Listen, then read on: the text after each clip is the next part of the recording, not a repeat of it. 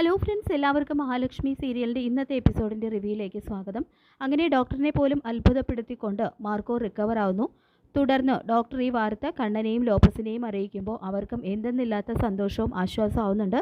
2 മാസം ഇതേ കിടപ്പ് കിടന്നാൽ മാത്രം ജീവിതത്തിലേക്ക് തിരിച്ചു വരുമായിരുന്ന ഒരാൾക്ക് ഇത്ര പെട്ടെന്ന് എന്ത് സംഭവിച്ചു എന്ന് മനസ്സിലാകുന്നില്ല എന്ന് പറയുന്നുണ്ട് കേട്ടോ ഡോക്ടർ. മാർക്കോയെ ഉടനെ തന്നെ മുറിയിലേക്ക് മാറ്റാമെന്നും പറയുന്നു. ശേഷം അവൻ്റെ പോക്കറ്റിലുള്ള വേല് സാറ് ശ്രദ്ധിച്ചിട്ടില്ലേ, മാത്രമല്ല അവനൊരു തികഞ്ഞ മുരുക ഭക്തനാണ്, അതാണ് അവനെ തുണച്ചതെന്ന് ലോപ്പസ് പറയുമ്പോൾ അതുമാത്രമല്ല അവൻ ചെയ്ത നല്ല പ്രവൃത്തികൾ അവനെ രക്ഷിച്ചു എന്ന് പറയുന്നുണ്ട് കേട്ടോ കണ്ണൻ. എന്നാൽ മേഘനെ അതേ ഹോസ്പിറ്റലിൽ തന്നെ അഡ്മിറ്റ് ചെയ്യാനായിട്ട് കൊണ്ടുവരുന്നത് കാണുന്ന കണ്ണൻ ആകെ വല്ലാതാവുന്നുണ്ട്.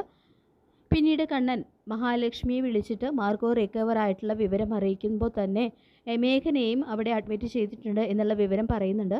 ഏതായാലും മാർക്കോ രക്ഷപ്പെട്ടതറിഞ്ഞ് മഹിയും ലേഖയും മഞ്ജുവും ഒക്കെ എന്തെന്നില്ലാതെ സന്തോഷിക്കുന്നുണ്ട് കേട്ടോ.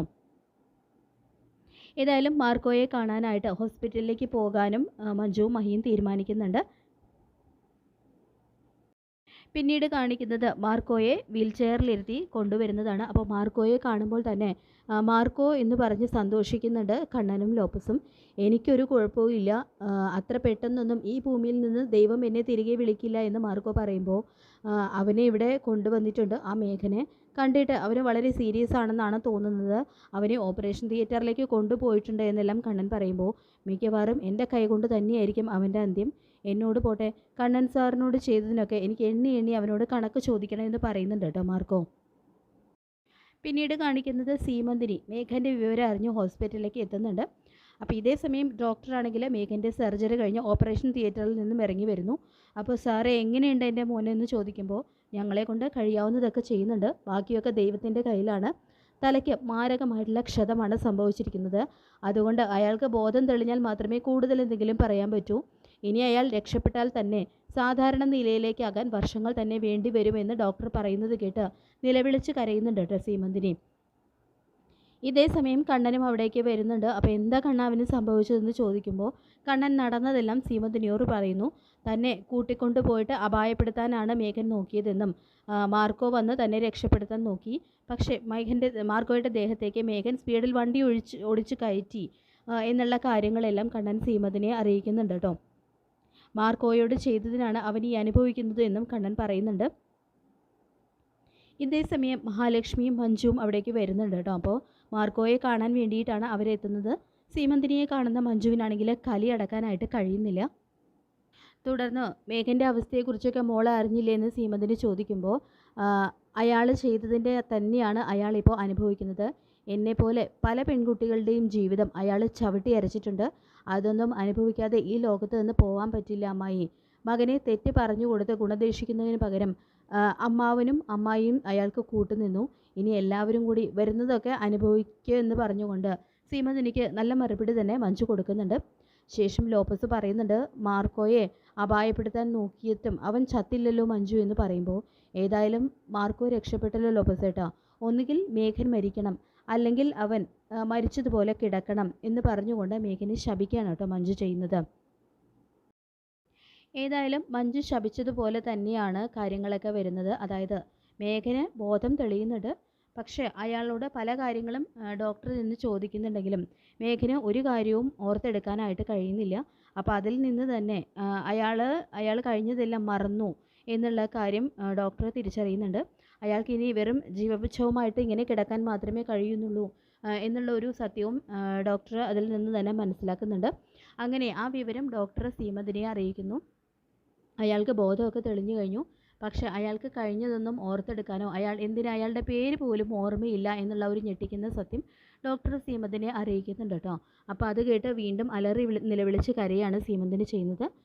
പിന്നീട് കണ്ണൻ മഹിയോടായിട്ട് പറയുന്നുണ്ട്, ഡോക്ടറിനെ പോലും അത്ഭുതപ്പെടുത്തിക്കൊണ്ടാണ് മാർക്കോ തിരിച്ചു വന്നിരിക്കുന്നത്.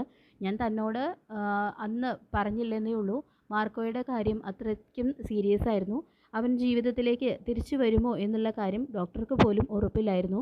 പിന്നെ തന്നെ സങ്കടപ്പെടുത്തണ്ട എന്ന് കരുതിയിട്ടാണ് എല്ലാം മറച്ചു വെച്ചത് എന്ന് പറയുമ്പോൾ ഞാനും അതിനെക്കുറിച്ച് ഊഹിച്ചു കണ്ണേട്ട. അല്ലെങ്കിൽ പിന്നെ കണ്ണേട്ടൻ മാർക്കോയ്ക്ക് വേണ്ടി ശയന പ്രദക്ഷിണം നടത്താനായിട്ട് ക്ഷേത്രത്തിൽ എത്തില്ലായിരുന്നല്ലോ എന്ന് മഹിയും പറയുന്നുണ്ട്. നമ്മുടെ എല്ലാവരുടെയും പ്രാർത്ഥനയും അതുപോലെ തന്നെ അവൻ ചെയ്ത നല്ല കാര്യങ്ങളും എല്ലാമാണ് അവനെ തുണച്ചത് എന്ന് കണ്ണൻ പറയുന്നുണ്ട് കേട്ടോ. അപ്പോൾ മഹി പറയുന്നുണ്ട്, അല്ലെങ്കിലും മാർക്കോ ഒരു സാധാരണ മനുഷ്യനല്ലെന്ന് എനിക്ക് പലപ്പോഴായിട്ട് തോന്നിയിട്ടുണ്ട് കണ്ണേട്ടാ. എന്നെ ഗുണ്ടകളിൽ നിന്നും രക്ഷിച്ചത് പലപ്പോഴായിട്ട് മാർക്കോ രക്ഷിച്ചിട്ടുണ്ട്. അതെല്ലാം അർദ്ധരാത്രി കഴിഞ്ഞ സമയത്താണ്. ദൈവത്തെ പോലെയാണ് മാർക്കോ അവിടെ എത്തി എന്നെ ഗുണ്ടകളുടെ കയ്യിൽ നിന്നും രക്ഷിക്കാറുള്ളത്. ഒരു സാധാരണ മനുഷ്യന് പറ്റുന്ന കാര്യങ്ങളൊന്നും അല്ലാതെ എന്തോ ഒരു ദൈവിക അംശം അവനിലുണ്ടെന്ന് തന്നെ മഹി പറയുന്നുണ്ട് കേട്ടോ ഇതേ സമയം. തുടർന്ന് മഹി പറയുന്നുണ്ട്, അവനെ ഞാൻ എൻ്റെ സ്വന്തം ആങ്ങളയുടെ സ്ഥാനത്താണ് കണ്ടിരിക്കുന്നത്. അവൻ ആപത്തൊന്നും കൂടാതെ ജീവിതത്തിലേക്ക് തിരിച്ചു വന്നല്ലോ, നമുക്കത് മതിയല്ലോ കണ്ണേട്ട എന്ന് പറയുന്നുണ്ട് കേട്ടോ മഹി. ഏതായാലും മേഘനും നമ്മൾ കരുതിയതുപോലെ ഇനി പെട്ടെന്നൊന്നും അവന് ഓർമ്മകൾ തിരിച്ചു കിട്ടുമെന്ന് കരുതുന്നില്ല. അതുകൊണ്ട് തന്നെ ഞാൻ നടന്ന കാര്യവും എൻ്റെ കുഞ്ഞാണ് തൻ്റെ വയറ്റിൽ വളരുന്നത് എന്നുള്ള സത്യവും അവൻ പെട്ടെന്നൊന്നും ആരോടും പറയാൻ പോകുന്നില്ല എന്നും കണ്ണൻ പറയുന്നുണ്ട് കേട്ടോ മഹിയോട്. ഞാൻ ഏതായാലും അവനെ ഒന്ന് കാണട്ടെ എന്ന് പറഞ്ഞുകൊണ്ട് മഹി മാർക്കോയെ കിടത്തിയിരിക്കുന്ന ആ റൂമിലേക്ക് ചെല്ലുകയാണ് കേട്ടോ ചെയ്യുന്നത്. അങ്ങനെ മഹി മാർക്കോയെ കാണാനായിട്ട് മാർക്കോയുടെ ആ മുറിയിലേക്ക് ചെല്ലുമ്പോഴാണ് ആ ഒരു ഞെട്ടിക്കുന്ന കാഴ്ച കാണുന്നത്. അതായത് മഹി പലപ്പോഴായിട്ട് അമ്പലത്തിൽ വെച്ച് കാണാറുള്ള പ്രവചനങ്ങൾ നടത്താറുള്ള സിദ്ധിയായിട്ടുള്ള അമ്മയുടെ മടിയിൽ മാർക്കോ തലവെച്ച് കിടക്കുന്ന ആ ഒരു കാഴ്ചയാണ് കേട്ടോ മഹി കാണുന്നത്. ഏതായാലും മഹിക്കും അമ്മയെ കാണാനായിട്ട് കഴിയും. കാരണം മഹിയും അത്രയും നന്മയും ദൈവിക അംശമുള്ള ഒരു പെൺകുട്ടി ആയതുകൊണ്ട് തന്നെ മറ്റാർക്കും കണ്ടില്ലെങ്കിലും മഹിക്ക് എപ്പോഴും അമ്മയെ കാണാനായിട്ട് കഴിയും. അപ്പോൾ അങ്ങനെ ഒരു കാഴ്ച കണ്ട് മാർക്കോയും അമ്മയും തമ്മിലുള്ള ആ ഒരു ഞെട്ടിക്കുന്ന ബന്ധം എന്താണ് എന്നുള്ള ഒരു കാര്യം, അവർ തമ്മിൽ ബന്ധമുണ്ട് എന്നുള്ളൊരു സത്യം മഹി അവിടെ തിരിച്ചറിയാണ് കേട്ടോ ചെയ്യുന്നത്. അപ്പോൾ നമുക്ക് കാത്തിരിക്കാം മഹാലക്ഷ്മി സീരിയലിൻ്റെ ഇന്നത്തെ കിടലൻ എപ്പിസോഡിനായിട്ട്. ഈ റിവ്യൂ ഇഷ്ടപ്പെട്ടെങ്കിൽ ലൈക്ക് ചെയ്യുക, ചാനൽ കൂടി ഒന്ന് സബ്സ്ക്രൈബ് ചെയ്യുക. താങ്ക്